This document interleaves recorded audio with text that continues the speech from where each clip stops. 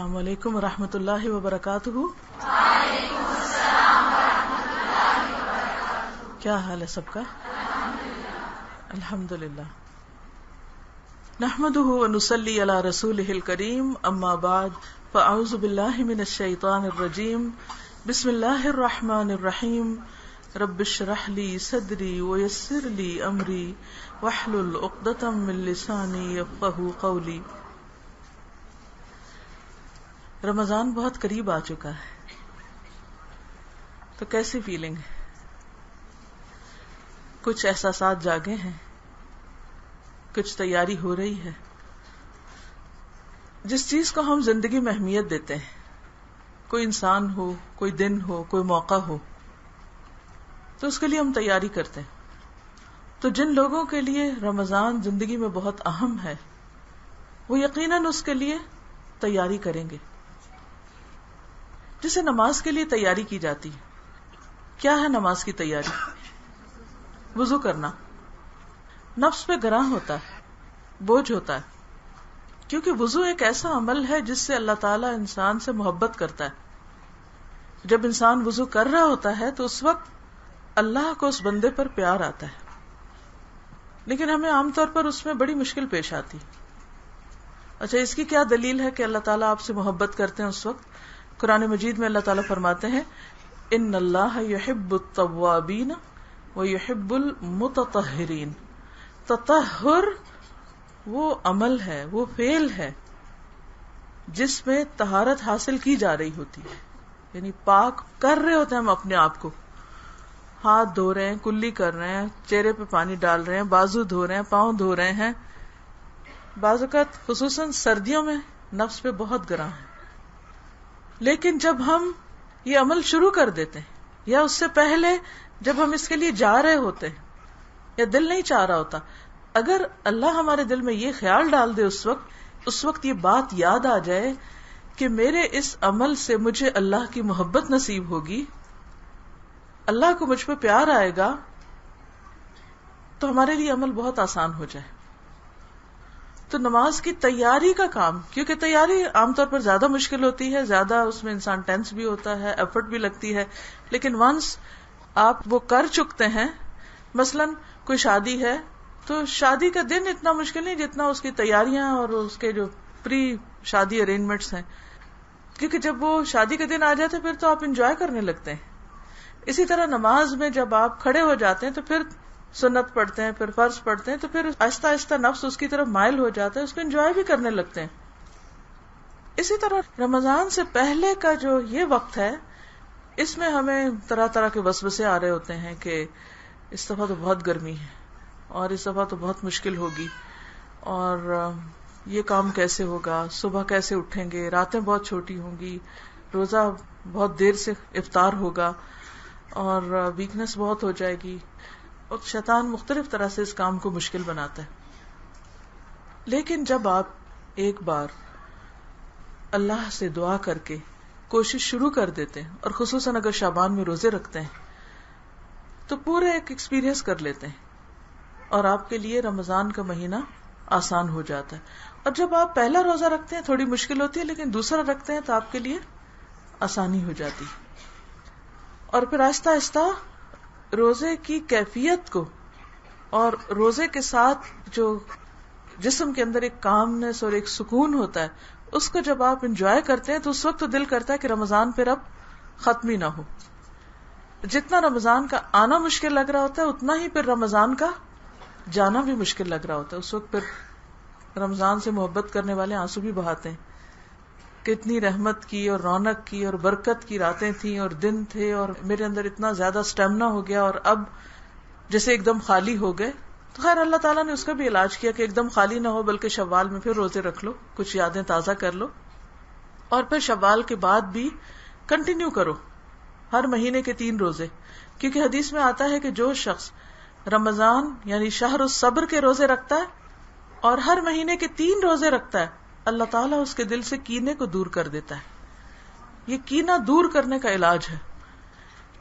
کینہ، بغض، عداوت، دوسروں کے لیے دل میں نیگیٹو تھنکنگ، منفی قسم کے احساسات، اریٹیشن، یہ ہمیں ایک عجیب اذیت میں مبتلا رکھتی ہے.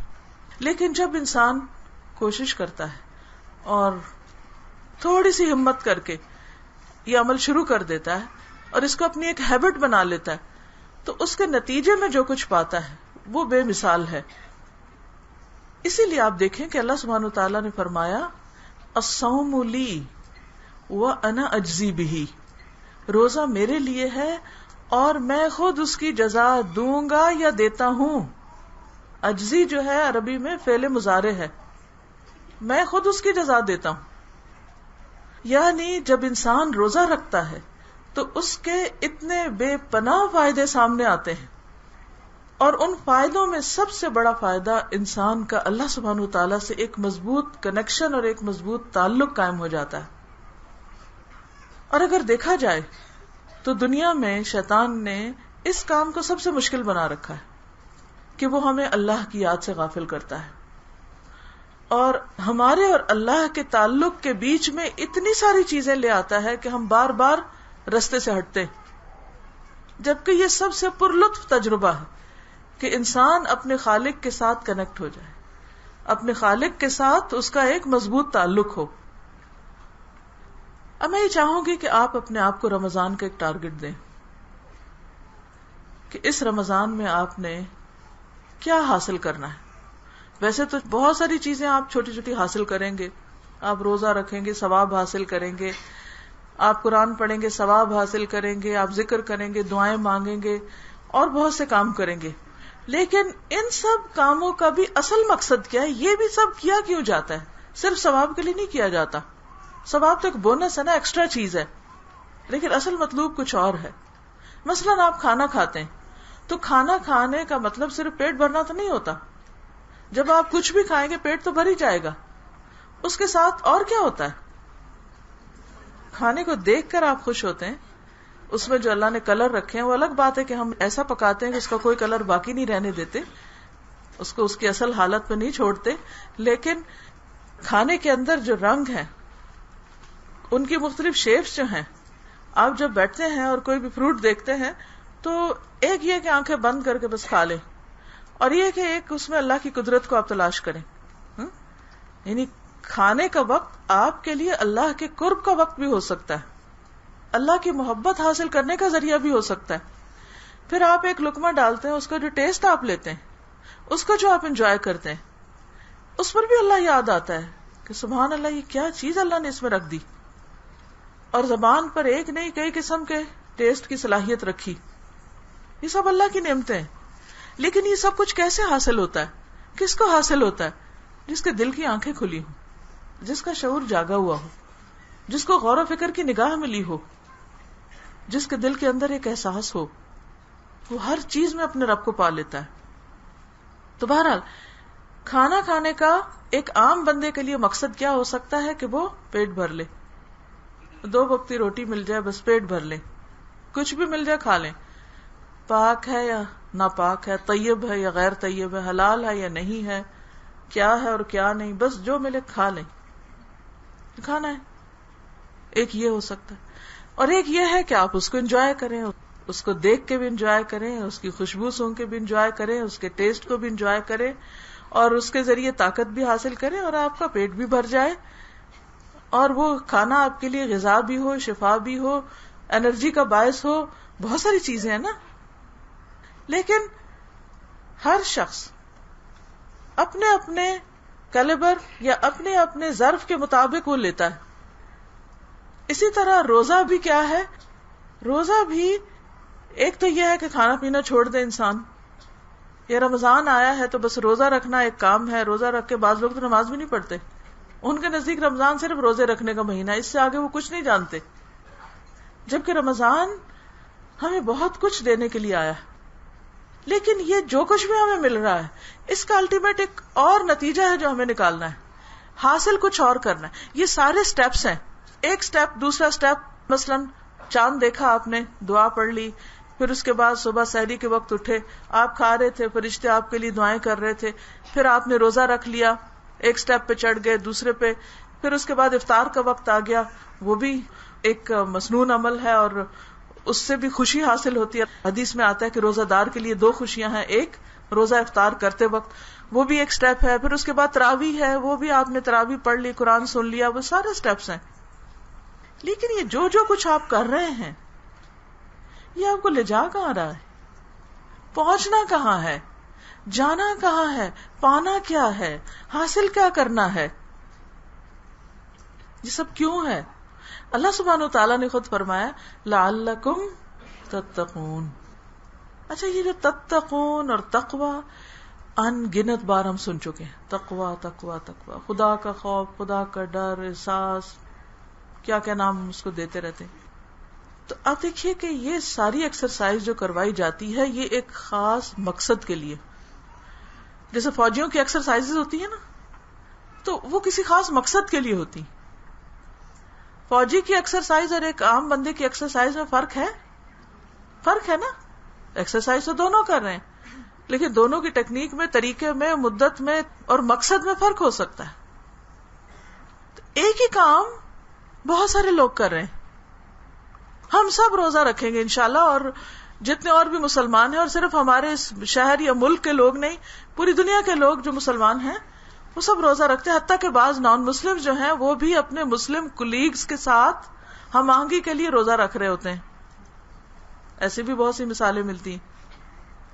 کچھ لوگ جو اسلام کی کچھ تعلیمات سے متاثر، وہ بھی روزہ رکھ رہے ہوتے ہیں. لیکن کیوں رکھ رہے ہیں؟ کیا چاہیے؟ حاصل کیا کرنا ہے؟ اور پھر مسلسل چیک رکھنا ہے کہ کیا واقعی یہ سب کچھ حاصل ہوا بھی یا نہیں. اب ہم نے سن لیا، اللہ تعالیٰ نے فرمایا یا ایھا الذین آمنوا کتب علیکم الصیام کما کتب علی الذین من قبلکم لعلکم تتقون. یہ روزہ تمہارا شعور جگانے کے لیے ہے. یہ روزہ تمہیں ایک کانشیس انسان بنانے کے لیے. یہ روزہ تمہیں دراصل اللہ کا قرب دینے کے لیے. پانا کیا ہے؟ اللہ کا قرب. تقویٰ کو دوسرے لفظوں میں آپ کیسے ڈیفائن کر سکتے ہیں؟ اللہ کا قرب، اللہ کی یاد، اللہ کا احساس، اللہ کی محبت، اللہ کا خوف، اللہ کے قریب اور حاضر ہونے کا یقین، اللہ پہ توکل، اللہ کے ساتھ ایک مضبوط تعلق. ایک تقویٰ کے اندر یہ ساری چیزیں پائی جاتی ہیں. لعلکم تتقون. دوسرے لفظوں میں ہم کیا کہہ سکتے ہیں کہ ہم ایک معیار رکھیں، ایک پیمانہ رکھیں. دیکھیں نا، آپ پتہ تو چل گیا یہ لینا. مثلا آپ بازار جا رہے ہیں، آپ نے شاپنگ کرنی ہے. مثلا آپ آم خریدنے جا رہے ہیں فار ایگزامپل. کوئی آپ سے پوچھے کہاں جا رہے ہیں، آپ کہیں گے بازار جا رہی ہوں. کوئی پوچھے کیا لینے جا رہے ہو، آپ کہیں آم لینے جا رہی ہوں. ویسے عورتیں تو کم ہی خریدتی ہیں آم. بہرحال آپ کے مائنڈ میں ہوگا نا کہ کتنے کلو لینا ہے یا کتنے یارڈز لینا ہے، کتنا لینا ہے نا. مثلا میں 1 کلو آم لینے جا رہی ہوں. جب آپ وہاں پہنچیں گے تو آپ کہیں گے کہ یہ مجھے 1 کلو آم چاہیے. دکاندار آپ کو 1 کلو آم تول کر دے دے گا. آپ کے پاس کیا کرائیٹیریا ہے جاننے کے لیے کہ آپ کو 1 کلو مل گئے؟ آپ 1 کلو ہی لے کر آئی، کم نہیں تھا. کوئی ہے چیز، کوئی میزان تھا، کوئی معیار تھا، کوئی پیمانہ تھا نا کوئی. تو اگر آپ کے پاس کوئی پیمانہ ہے ہی نہیں جس سے آپ تقویٰ ناپ سکیں تو کیا پایا آپ نے؟ پھر تو بس ایک ہلا گلا ہے. یا ایھا الذین آمنوا کتب علیکم الصیام کما کتب علی الذین من قبلکم لعلکم تتقون. بس ہم متقی بن رہے، تقویٰ حاصل کر رہے. تقویٰ تقویٰ تقویٰ. کیا ہے تقویٰ؟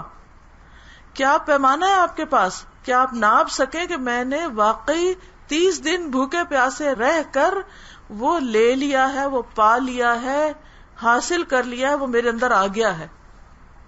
کیسے جانچیں گے؟ مجھے بھی بتائیے. کہاں سے پتہ چلے گا؟ اپنے اندر کی تبدیلی سے، اپنے آپ کو جانچ کر کہ میں اللہ سے کتنا قریب ہوئی ہوں اور بری عادتوں سے اور برے کاموں سے کتنا دور ہوئی ہوں.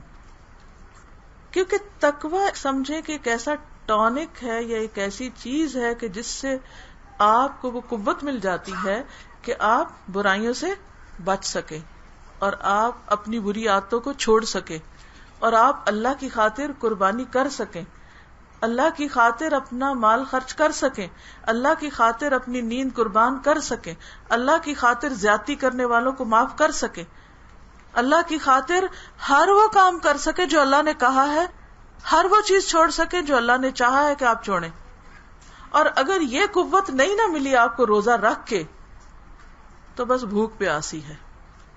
تو کیسے جانچنا؟ میں پھر دہراؤں گی، نبی صلی اللہ علیہ وسلم کی سنت ہے کہ آپ اہم باتوں کو 3 بار دہراتے تھے تاکہ سننے والا سمجھ جائے، کیونکہ یہ ایک بہت اہم چیز ہے جسے ہمیں حاصل کرنا ہے. اگر آپ بازار گئے، آپ وہاں جا کے بھول گئے کہ آم خریدنے تھے کہ آڑو خریدنے تھے، کیونکہ جس دکان پہ آپ گئے وہاں آم نہیں تھے تو آپ کو یاد بھی نہیں رہا کہ اچھا آپ کو چلو آڑو ہی لے کے چلے جاتے ہیں. پھر او ہو میں تو آم لینے آئی تھی، تو چلو ٹھیک ہے، یہ بھی اس کے رنگ جیسے ہی ہیں، تھوڑا سا ہی فرق ہے، یہی لے جاتے ہیں، خالی ہاتھ نہیں جاتے. ٹھیک ہے، ملتی جلتی چیز مل گئی آپ کو، مگر آم تو نہیں ملے نا، آم تو نہیں لے کر ہے، جو آپ نیت لے کے نکلے تھے وہ تو نہیں پائی آپ نے.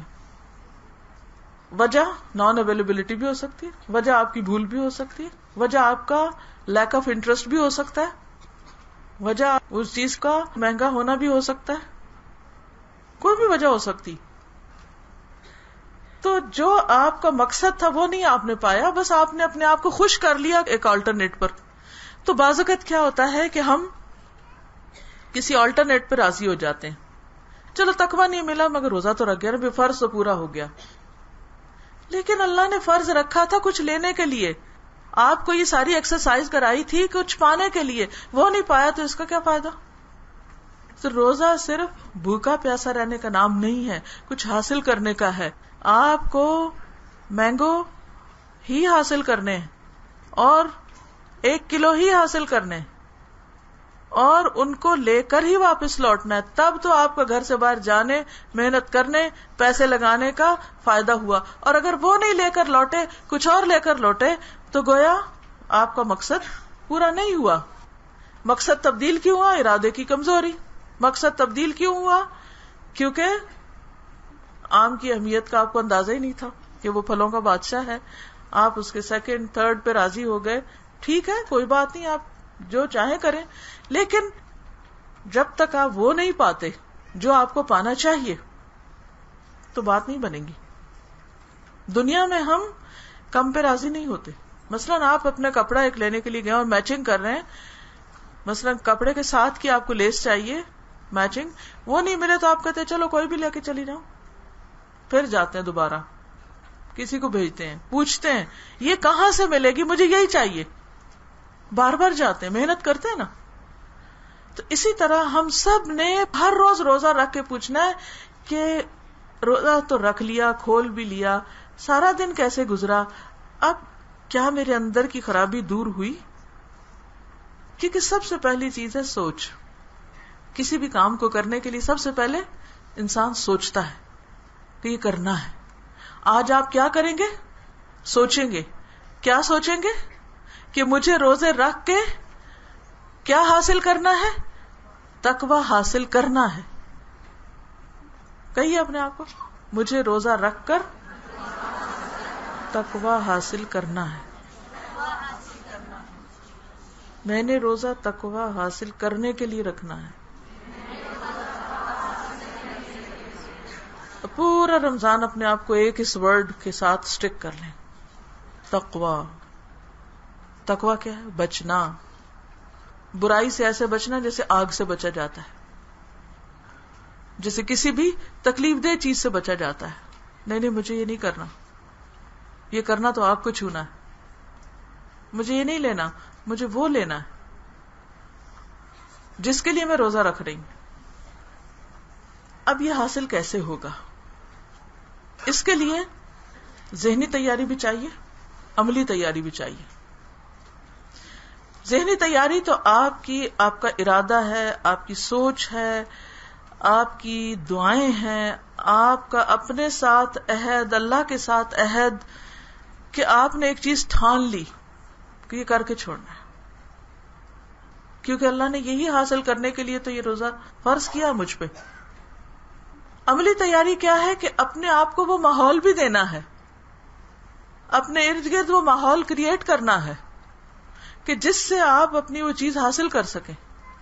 اگر آپ فروٹ خریدنے کے لیے فروٹ منڈی میں نہیں جاتے یا فروٹ کی دکان پہ نہیں جاتے، آپ مٹھائی کی دکان پہ چلے جاتے ہیں تو آپ کو فروٹ تو نہیں وہاں سے ملے گا. ہو سکتا ہے وہ کہیں جی ڈرائی فروٹ لے لیں، یہ ہم نے ڈرائی مینگو رکھے ہمیں یہی لے جائیں، اور یہ تو زیادہ دن چلیں گے، وہ تازہ تو جلدی ختم ہو جاتے ہیں. لیکن آپ کو پتا ہے کہ جو فریش فروٹ کی بات ہے وہ فریش کی ہے، یہ ڈرائیڈ اور پروسیسڈ جو ہے اس کا وہ مزہ ہی نہیں ہے، اس کا وہ فائدہ ہی نہیں، مجھے اصلی والی چیز چاہیے. تو آپ کہیں گے اوہو میں غلط جگہ پر آ گئی، مجھے وہاں جانا ہے. لہٰذا عملی تیاری میں کیا ضروری ہے؟ گھر کے اندر اور گھر کے باہر دونوں جگہ ماحول بنائیں. گھر کے اندر بھی آپ ماں ہیں، آپ بہن ہیں، آپ گھر کی مالک ہیں، آپ کے ہاتھ میں اللہ نے بہت کچھ دیا ہے. اپنے اختیارات کو معمولی نہ سمجھیں. جیسے ہم باقی چیزوں میں، اپنے گھر کی سیٹنگ میں، کوکنگ میں، مینیو بنانے میں اور کتنی چیزوں میں اپنی مرضی کرتے ہیں، تو آپ اس پر جم جائیں کہ رمضان ہے اور ہم نے یہ اور یہ کرنا ہے. اگر سب پہ آپ کا اختیار نہیں بھی تو جتنوں پر ہے، جتنا بھی ہے، جو بھی ہے. اور اگر کسی پر نہیں، جیسے وہ موسیٰ علیہ السلام نے کہا تھا کہ یا رب میں اپنے اور اپنے بھائی کے سوا کسی کا مالک نہیں ہوں، لا املک الا نفسی و اخی، کہ اللہ یہ بنی اسرائیل تو میرے ہاتھ میں نہیں، ان پہ میرا کوئی اختیار نہیں، میں انہیں سب کچھ نہیں منوا سکتا. ہاں میں اپنی ذات کے بارے میں کہہ سکتا ہوں کہ جو تو مجھے کہے گا میں وہ کرنے کو تیار ہوں. موسیٰ علیہ السلام نے دعا کی تھی، کس کی؟ مددگار کی. کہاں سے؟ گھر سے. ہم کتنی دفعہ یہ دعا کرتے ہیں؟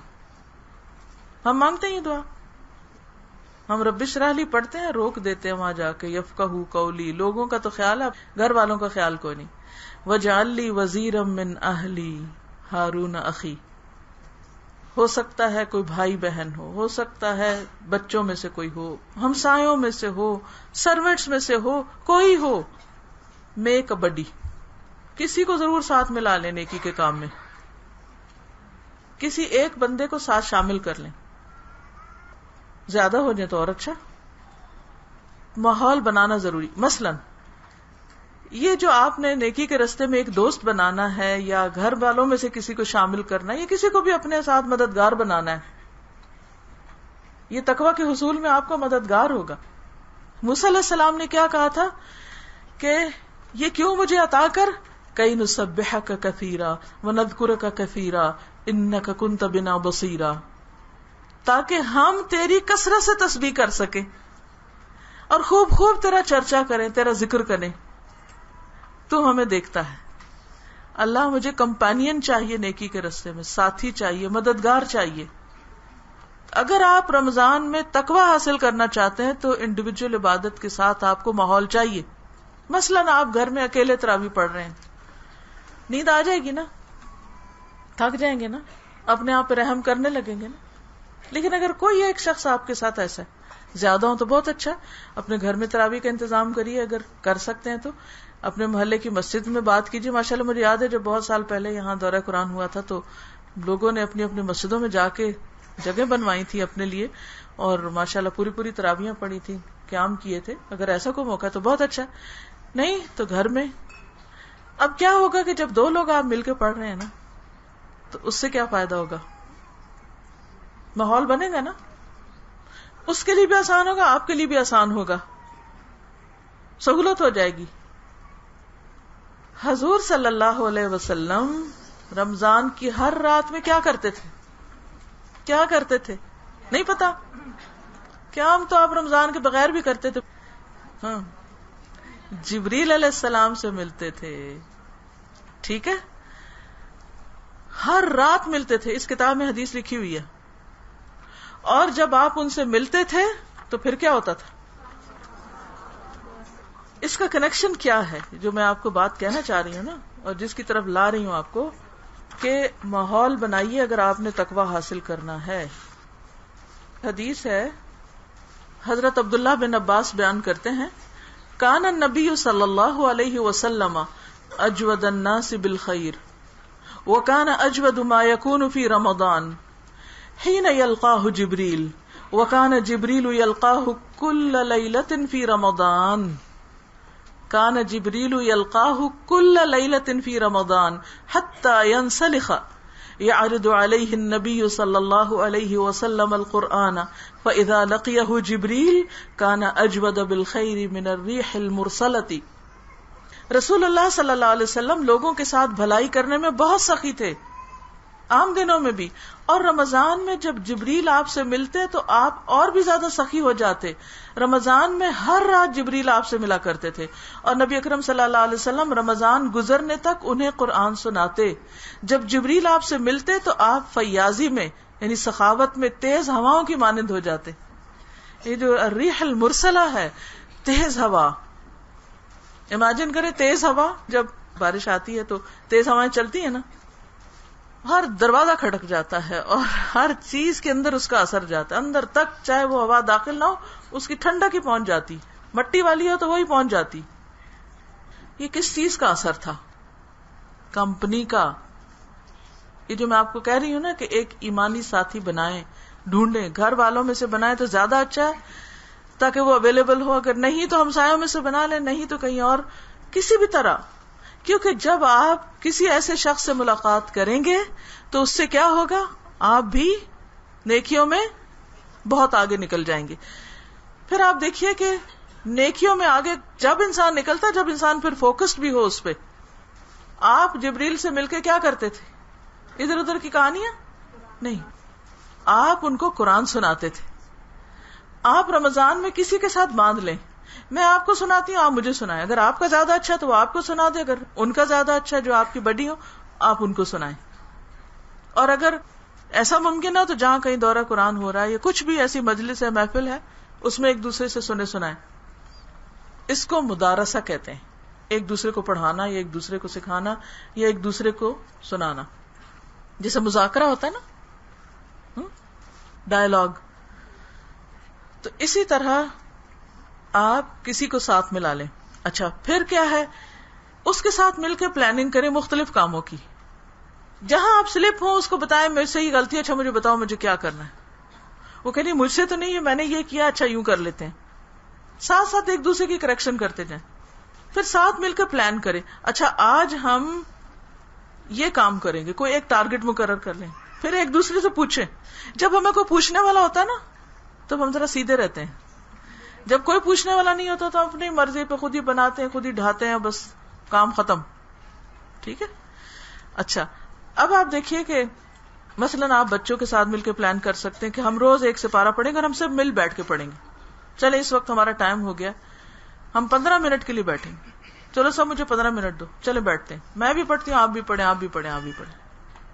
وہ کہ نہیں 15 زیادہ اچھا 10 زیادہ اچھا 5 سے شروع کر لیتے. 5 منٹ بھی وہ آپ کے ساتھ بیٹھ کے پڑھیں، اس کے بعد وہ اٹھ بھی جائیں، آپ بیٹھ کے پڑھتے رہیں. لیکن اکٹھے بیٹھنا شروع کریں. گھر والوں کے ساتھ نیکی کے کام میں اکٹھے بیٹھنا شروع کریں. تھوڑے سے شروع کریں، وہ خود انجوائے کرنے لگیں گے اور آپ حیران ہو جائیں گے، ہیں پہلے تو یہ مان نہیں رہے تھے اور اب یہ بیٹھے اور ہم اٹھ گئے. پھر ایسا بھی ہوتا ہے، انہوں نے مزہ چکھا ہی نہیں. جیسے ماں ہوتی ہے نا، جب بچے کو کچھ کھلانا ہوتا ہے تو کہتے بس ایک نوالا لو اور زبردستی منہ میں ڈالتے ہیں تاکہ ٹیسٹ آ جائے. جب ٹیسٹ آتا ہے تو بچہ پھر کھانے لگتا ہے اور اسے بھول جاتا ہے کہ اس نے نہ کی تھی اور کام آسان ہو جاتا ہے. پھر آپ کٹھے مسجد جائیں، مثلاً مسجد میں جا کے کچھ بانٹیں، کوئی کتاب، کوئی کیسٹ، کوئی کارڈ، کوئی کچھ. اپنے محلے والوں کے پاس جائیں، ان کو کچھ بانٹ کے آئیں. غریبوں کی بستی میں جائیں، وہاں کچھ دے کر آئیں. کچھ چیزیں مل کے پیک کریں اپنے ہاتھوں سے. مثلا آپ کھجوریں لائیں، آپ نے بانٹنی ہے کہیں، آپ منگوائیں گے اور کٹھے بیٹھ کے پیک کریں گے، آسانی ہوگی نا. اور اگر اکیلے وہی کام آپ کو کرنا پڑ جائے یا آپ کسی سے کروائیں. ایک بات یاد رکھیں، الحمدللہ اللہ نے ہم کو زندگی میں بہت سی نعمتیں دی ہیں، مددگار دیے ہیں، لیکن کچھ کام اپنے ہاتھ سے ضرور کیا کریں جو نیکی کا ہوتا ہے. بس اگر کھجوریں بھی دینی ہے نا تو کھجوروں میں ہاتھ رندیں یا تکلیف اٹھا کے ان کو خود پیک کریں. نبی صلی اللہ علیہ وسلم خود کام کیا کرتے تھے. ٹھیک ہے بعض اوقات آپ مصروف ہوتے ہیں, نہیں کر پاتے, کوئی اور آپ کے لیے کرتے, لیکن کہیں نہ کہیں ہاتھ ضرور ڈالیں. اب تو مسئلہ کیا ہے کہ آپ بینک سے بینک ٹرانسفر کر دیتے ہیں, اپنے ہاتھ سے دینے کی لذت ہی ختم ہے. کیونکہ اتنا مشینی عمل ہو چکا ہے کہ صدقات میں بھی روح نہیں رہی. پھر آپ دیکھیے کہ حضرت داؤد علیہ السلام اللہ کے نبی تھے, انتہائی عبادت گزار تھے, خلیفہ تھے, بادشاہ تھے, اور اللہ نے ان کے ہاتھوں میں لوہے کو نرم کر لیا تھا. وہ ہاتھوں سے زرہ بناتے تھے اور ان کو باریک کر کے اور پھر اس سے وہ بنتے تھے کپڑے کو. کتنا وہ نفیس عمل ہوگا. کبھی آپ نے زرہ دیکھی ہے؟ شاید آپ نے وہ دیکھی نہ ہو. کبھی کسی میوزیم وغیرہ میں آپ دیکھیں تو آپ دیکھیے کہ یہ اس طرح کی جو سکلز ہوتی ہیں اور اس طرح کے جو کام ہوتے ہیں, کوئی بھی کام جو اپنے ہاتھ سے کریں, چاہے لکھنے کا کریں, چاہے آپ کچھ بنانے کا کریں, تو جب آپ کا اپنی پرسنل ایفرٹ شامل ہوتی ہے تو اس کا کچھ لطف اور ہی ہوتا ہے. اور پھر اس میں اگر آپ خود ہیں اور ساتھ آپ کے بچے شامل ہو گئے, یا کوئی آپ کے ہمسائے شامل ہو گئے, یا دوست شامل ہو گئے, یا کوئی بھی, تو اس میں آپ کے لیے نیکی کے راستے پہ چلنا آسان ہو جائے گا. اور پھر اپنا جائزہ خود بھی لیں, لیکن بعض اوقات نا ہم اپنے ساتھ بڑا ہی ترس کھا جاتے ہیں, یا اپنے آپ کو بہت سا مارجن دے دیتے ہیں, یا بڑی اپنے ساتھ ہمدردی کر جاتے ہیں, لیکن دوسرا شخص بعض اوقات نہیں کرتا, اور اس کو اتنی اجازت دیں کہ وہ آپ کو کھلا کھلا بتا سکے کہ یہ ہوا, یہ نہیں ہوا, ہم نے یہ نہیں کیا, وہ یاد دہانی کرایا آپ کو. اللہ تعالیٰ نے قرآن پاک میں جیسے وہ عورت کی گواہی کے بارے میں کہا نا کہ جب ایک بھول جائے تو دوسری یاد کرا دے. تو ایک دوسرے کی یاد دہانی اور عملی تیاری اور عملی طور پر رمضان کو گزارنا, نماز کٹھے پڑھنا, یعنی تراویح خاص طور پر, قرآن مجید کٹھے پڑھنا, افطار کٹھے گھر والوں کے ساتھ بیٹھ کے کرنا, اور اس میں چھوٹی موٹی بات شیئر کرنا, اور اس وقت اپنا جائزہ لینا کہ سارے دن کے روزے کے بعد اب میرا اخلاق اس وقت کس طرح ہے, اور مختلف شوقس کو میں کس طرح سہ رہی ہوں. کیونکہ مومن جو ہوتا ہے نا شوق پروف ہوتا ہے. اللہ نے جس چیزیں بنائی نا کہ جیسے لوہے کو اگر آپ لگائیں گے نا بجلی کے ساتھ تو کیا ہوگا, شوق لگے گا نا. لیکن اگر لکڑی لگائیں گے, یہ بھی اللہ کی کریشن ہے, وہ بھی کریشن ہے, ایک کو لگ رہا ہے ایک کو نہیں لگ رہا. اسی طرح ہم سب سینسیٹیو ہوتے ہیں, ہم کو چھوٹی چھوٹی باتیں بہت چپ جاتی ہیں, لیکن اگر آپ اپنی نیچر بدل لیں نا ذرا, اور تھوڑی سی اپنی کیفیات کو بدل لیں, وہی آپ ہوں گے, اور لوگوں کی بڑی بڑی باتیں آپ کو کچھ بھی نہیں کریں گی. اب آپ کو وہی شوق ہے, وہی بجلی آپ کو نہیں لگ رہی, کیونکہ آپ کی نیچر بدل چکی ہے. یہ ہوتی ہے تبدیلی. رمضان نے تو تاریخ انسانیت بدل دی تھی. قرآن آیا تھا رمضان میں جس نے انسانوں کی سوچ کا دھارا بدل دیا. جنگ بدر ہوئی تھی رمضان میں جو یوم الفرقان تھی, حق اور باطل میں فرق ہو گیا. مکہ فتح ہوا تھا, اسلام اسٹیبلش ہوا تھا, تاریخ انسانیت بدل رہی تھی, دین مکمل ہو رہا تھا. یہ سب کچھ رمضان میں ہوا. تو جس رمضان میں اتنا کچھ تبدیل ہوا, وہ رمضان آپ کو نہیں تبدیل کرے گا؟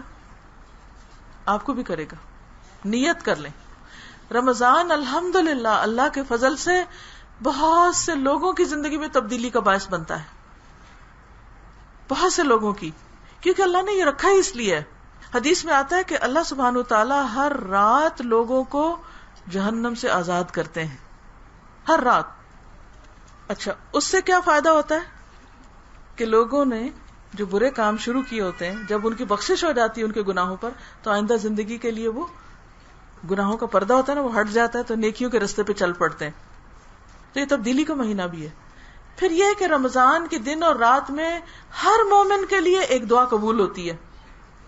ایک اور روایت میں حضرت ابو سعید خدری سے مروی ہے کہ رسول اللہ صلی اللہ علیہ وسلم نے فرمایا, ان للہ تبارک و تعالی اتقاء فی کل یوم و لیلۃ یعنی فی رمضان, وان لکل مسلم فی کل یوم و لیلۃ دعوۃ مستجابہ.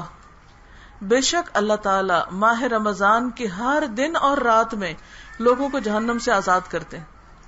دن میں کچھ لوگوں کو پروانہ مل رہا ہوتا ہے کہ میں نے اس کو معاف کر دیا, وہ جس پہ جہنم لکھی جا چکی ہوتی ہے اس کو معافی مل چکی ہوتی ہے. اس کے رونے, اس کی دعاؤں, اس کے روزے کی کیفیت, اس کے اخلاص, اس کے اللہ کی خاطر اپنے آپ کو بری سوچوں اور برے کاموں سے بچانے کی وجہ سے اللہ تعالیٰ اس کو معاف کر دیتے ہیں. اور رمضان کے ہر دن اور رات میں ہر مسلمان کے لیے ایک ایسی دعا ہے جسے قبولیت سے نوازا جاتا ہے, جسے قبولیت سے نوازا جاتا ہے. کیا سمجھ آئی اس سے؟ خوب خوب دعائیں کرنی ہے تقوی حاصل کرنے کی. اللہم آت نفسی تقواها وزکھا وانت خیر من زکاہا انت ولیہا ومولاہا. اور دوسری ہے اللہم انی اسألک الہدی والتقی والعفاف والغنی. قبولیت کے اوقات میں یہ دعا مانگے کہ اللہ مجھے وہ دے دے جس کی میں تلاش میں ہوں, وہ میزان میرے اندر آ جائے, وہ قوت میرے اندر آ جائے کہ جس کی وجہ سے میں ہر وہ کام کروں جو آپ کی پسند کا اور اس سے بچوں جو آپ پسند نہیں کرتے. جب یہ وعدہ کیا گیا ہے کہ ہر مسلمان کے لیے ایک ایسی دعا ہے جسے قبولیت سے نوازا جاتا ہے, روزے کی حالت میں سارا دن آپ عبادت میں, روزہ دار کی دعا قبول ہوتی, افطار کے وقت دعا قبول ہوتی, اور صرف افطار کے وقت نہیں, سحری کے وقت دعائیں قبول ہوتی. اس کی کیا دلیل ہے؟ حدیث میں آتا ہے رسول اللہ صلی اللہ علیہ وسلم نے فرمایا ینزل اللہ تعالی الی السماء الدنیا کل لیلۃ لنصف اللیل الآخر او لثلث اللیل الآخر فیقول من ذا الذی یدعونی فاستجب له من ذا الذی یسألنی فاعطیہ من ذا الذی یستغفرنی فاغفر له حتی یطلع الفجر. اللہ تعالیٰ ہر رات کو آدھی رات یا ایک تہائی رات کے آخری حصے میں آسمان دنیا پر نزول فرماتے ہیں اور قریب آ جاتے ہیں اور ارشاد فرماتے ہیں کون ہے جو مجھ سے دعا مانگے اور میں اس کی دعا قبول کروں, کون ہے جو مجھ سے سوال کرے کہ میں اسے عطا کروں, کون ہے جو مجھ سے استغفار کرے تو میں اسے بخش دوں, یہاں تک کہ فجر طلوع ہو جاتی. تو اس کا مطلب ہے کہ رات کے آخری حصے میں بھی دعا قبول ہوتی. ہم ویسے تو سحری کے وقت نہیں اٹھتے, لیکن رمضان میں تو ہر روز اٹھتے ہیں, تو اس وقت دعاؤں کے مانگنے کا بھی اہتمام کیجیے. ٹھیک ہے, چلیے کوئی سوال ہو تو آپ کر لیجیے. جی, جو لوگ حافظ نہیں ہیں وہ قرآن پاک کھول کے بھی پڑھ سکتے ہیں. جی جی ہاں, یہ ایک بہت بڑی غلط فہمی ہے. رمضان میں جن لوگوں کے روزے قضا ہوتے ہیں, بعض لوگ تو ان کو رکھتے ہی نہیں. وہ کہتے ہیں ہم نے خود تھوڑی قضا کی ہے, اللہ کی طرف سے ہے یہ بات, بس ختم. ہم ویسے ہر چیز میں اللہ کو بلیم کر کے خود چھٹی کر لیتے ہیں. دیکھیے, رمضان کے روزوں کی قضا رکھنی ہوتی. کب رکھیں؟ بعض لوگ کہتے ہیں جلدی بس شوال میں ہی رکھ لو. پھر سوال آتا ہے کہ اچھا شوال کے تو اپنے روزے ہیں, تو اب یہ تو کیا یہ دونوں کو کمبائن نہ کر لیں؟ میرا سوال یہ کہ کیا نفل اور فرض اکٹھے ہو سکتے ہیں؟ شوال کے روزے جو ہیں ان کا اپنا ایک ثواب ہے. حدیث میں آتا ہے رمضان کے روزے 10 مہینے اور شوال کے 6 روزے 2 مہینوں کے برابر ہیں. اس طرح یہ 1 سال کے روزے ہوں گے. رمضان کے روزے 10 مہینے, وہ کیوں؟ 1 روزہ 10 کے برابر, ٹھیک ہے, تو 1 مہینہ 10 مہینوں کے برابر, اور 6 60 ڈیز کے برابر, پورے سال کے روزے ہو گئے. اب اگر آپ کے رمضان کے قضا رہتے ہیں تو آپ کا تو مہینہ پورا ہی نہیں ہوا نا, تو 10 مہینے تو نہیں ہو سکتے. پہلے اسے پورا کر لیں, اور اگر ابھی وقت نہیں تو بعد میں کر لیں. شوال کے روزے ایک الگ سیپریٹ اینٹی ہے, وہ آپ مکس مت کریں. فرض کی قضا الگ ہے, شوال کی الگ ہے. دونوں طرح آپشن ہے, چاہیں تو پہلے شوال کے رکھ لیں, چاہیں تو پہلے قضا رکھ لیں, لیکن شوال کے اندر ہی رکھنے ہوں گے. شوال کے اندر رکھنے ہوں گے. جیسے رمضان کی اپنی فضیلت ہے ایسے ہی شوال کی بھی ہے. ان کا سوال یہ ہے کہ اگر ہم مسجد میں تراویح پڑھ رہے ہیں اور بیچ میں کچھ دن کی چھٹی ہو جاتی ہے تو ہمارا قرآن تو پورا نہیں ہوا. کوئی مسئلہ ہی نہیں, گھر میں ٹیپ لگائیے, وہ جو قاری صاحب مسجد میں پڑھ رہے ہیں نا وہ گھر میں سن لیجئے, بات ختم. انہی ایام میں ساتھ ساتھ آپ گھر پہ رہ کے سن کے پورا کر لیں. وہاں بھی سن رہے ہیں, گھر پہ سن لیں. جی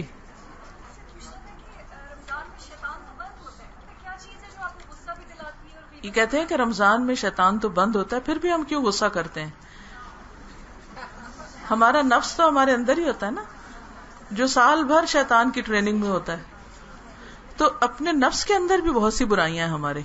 اسی لیے حضرت یوسف علیہ السلام نے کہا تھا وما ابرئ نفسی ان النفس لامارۃ بالسوء. نفس انسان کو برائی پہ اکساتا ہی رہتا ہے. تو رمضان میں شیطان تو بند، مگر آپ کا نفس برائی پہ اکساتا ہی رہتا ہے، مگر اوور آل نیکی کرنے میں آسانی ہوتی. دیکھیے ایک چیز یہ یاد رکھیے کہ رمضان جو ہے اس کا ہم نے ٹارگٹ تقویٰ تو رکھا، لیکن رمضان میں روزہ جو ہے وہ سب سے زیادہ جس چیز کی ہمیں پریکٹس کرواتا ہے نا وہ صبر ہوتا ہے. صبر، اور صبر جو ہے کامیابی صبر ہی کے ساتھ. وَاعْلَمْ أَنَّ النَّصْرَ مَعَ الصَّبْرِ. بھوک لگی ہے، کھانا نہیں کھاتے، کیا کر رہے ہیں؟ صبر. قیام کر رہے ہیں، تھک رہے ہیں، کیا کر رہے ہیں؟ صبر. مرضی کے خلاف کوئی چیز ہو رہی ہے پھر بھی چپ ہے، کیا کر رہے ہیں؟ صبر. اور صبر کا اجر کتنا بڑا ہے؟ انما یوفی الصابرون اجرہم بغیر حساب. صبر کرنے والوں کو ان کا اجر بے حساب دیا جائے گا.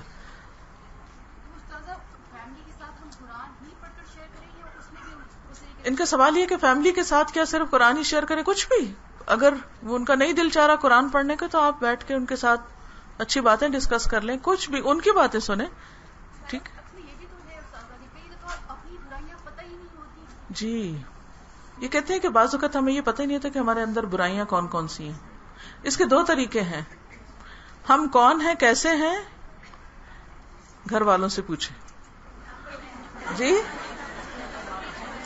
بہت اچھی طرح بتائیں گے آپ کو، ایسا پتا چلے گا کہ کبھی بھولیں گے نہیں. دوسرا طریقہ قرآن پڑھ کے دیکھیں کیا میرے پاس ہے. دیکھیے قرآن مجید میں آتا ہے فَاقْرَؤْا مَا تَيَسَّرَ مِنَ الْقُرْآنِ. کتنا پڑھیں؟ جتنا آسانی سے آپ پڑھ سکیں. اب آپ آسانی کا کیا کرائیٹیریا ہے؟ کیا آپ بس آسانی سے تو ایک لفظ ہی پڑھ سکتا ہوں؟ تو شوق بھی ہونا چاہیے نا. صحابہ کرام بعض ان میں سے ہر روز ایک قرآن پورا کرنا چاہتے تھے، جیسے عبداللہ بن عمر. تو آپ صلی اللہ علیہ وسلم نے ان کو روکا کہ نہیں، 3 دن سے کم میں تو ختم ہی نہیں کر سکتے. تو 10 پارے کچھ لوگ 3 دن میں ختم کرتے تھے، 7 کی منزل کچھ لوگ 7 دن میں کرتے، 1 پارے کچھ لوگ 1 مہینے میں کرتے، اور ہم جیسے سال میں بھی بمشکل ختم کرتے. تو کم از کم 1 کا تو ٹارگٹ رکھیے. نبی صلی اللہ علیہ وسلم کا طریقہ کیا تھا؟ وہ جتنا قرآن نازل ہوتا وہ سارے کا سارا جبریل کے ساتھ ریوائز کرتے، اور آخری سال آپ نے 2 دفعہ کیا، ٹوائس. تو 1 پڑھیں، 2 پڑھیں، کم از کم، زیادہ جو آپ کا دل چاہے، لیکن دوسروں کو بتانے کی ضرورت نہیں ہے. تہجد اور تراویح میں کیا فرق ہے؟ تہجد اور تراویح دونوں ہی قیام اللیل ہیں، رات کی نماز ہے، فرض نمازوں کے علاوہ نوافل ہیں. تراویح سونے سے پہلے پڑھتے ہیں، اور اگر آپ نے سو کر اٹھ کے پڑھی تو وہ تہجد کہلائیں گی. ٹھیک ہے جی. عورتیں بھی اعتکاف کر سکتی ہیں، ازواج مطہرات بھی اعتکاف کرتی تھی. Good question. پچھلے سالوں کے روزے نہیں رکھے، اب کیا کریں؟ 2 چیزیں ہیں. ایک تو یہ کہ کیلکولیٹ کر لیں، سارے ان کا فدیہ دے دیں، اور جتنے جتنے سہولت کے ساتھ رکھ سکتے ہیں رکھیں، اور ساتھ توبہ استغفار کر لیں. کوئی پتہ نہیں کب دنیا سے چلے جائیں تو فرض سر پہ نہ لے کے مرے. ٹھیک ہے. سبحان اللہ والحمد للہ ولا الہ الا اللہ واللہ اکبر ولا حول ولا قوة الا باللہ العلی العظیم. اللہم صلی علی محمد وعلی آل محمد کما صلیت علی ابراہیم وعلی آل ابراہیم انک حمید مجید. اللہم بارک علی محمد وعلی آل محمد کما بارکت علی ابراہیم وعلی آل ابراہیم انک حمید مجید. ربنا آتنا فی الدنیا حسنة وفی الآخرة حسنة وقنا عذاب النار. ربنا لا تزغ قلوبنا بعد إذ هديتنا وهب لنا من لدنك رحمة إنك أنت الوهاب. ربنا هب لنا من أزواجنا وذرياتنا قرة أعين واجعلنا للمتقين إماما.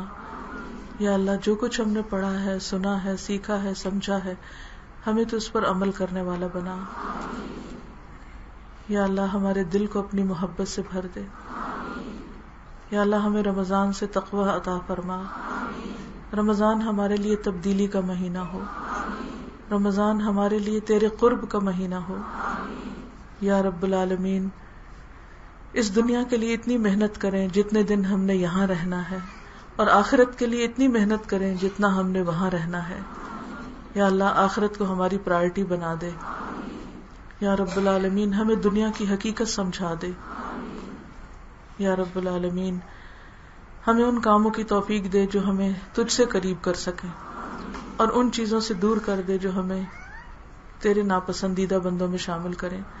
یا رب العالمین تو ہمارے دکھ، تکلیفیں، پریشانیاں، آزمائشیں دور فرما. یا اللہ تو ہمارے دلوں کو بدل دے. یا اللہ تو ہمیں اپنا بنا لے. یا حی یا قیوم برحمتک نستغیث. یا اللہ جتنے بھی لوگ آئے ہیں ان سب پر اپنی رحمت نازل فرما.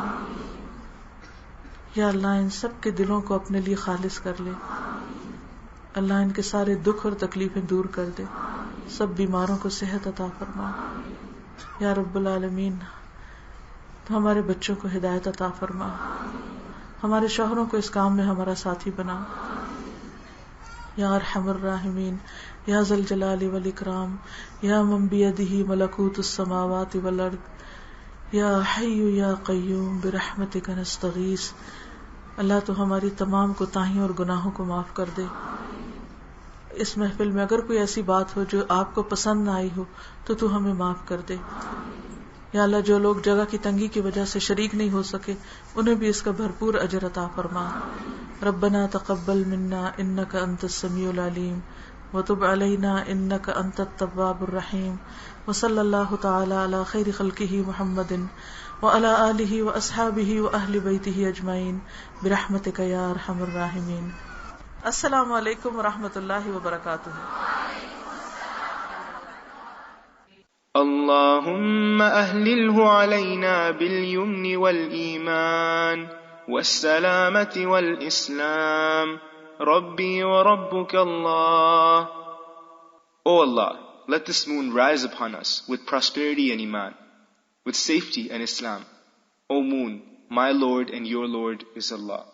ذهب الظمأ وابتلت العروق وثبت الأجر إن شاء الله. The thirst is quenched, the blood vessels are moistened, and the reward for the fast, if Allah wills, is certain. Dua for the night of power, Laylatul Qadr. Allahumma innaka afuun tuhibbul afwa fa'fu anni. O Allah, indeed, you are the most forgiving. You love to forgive, so forgive me.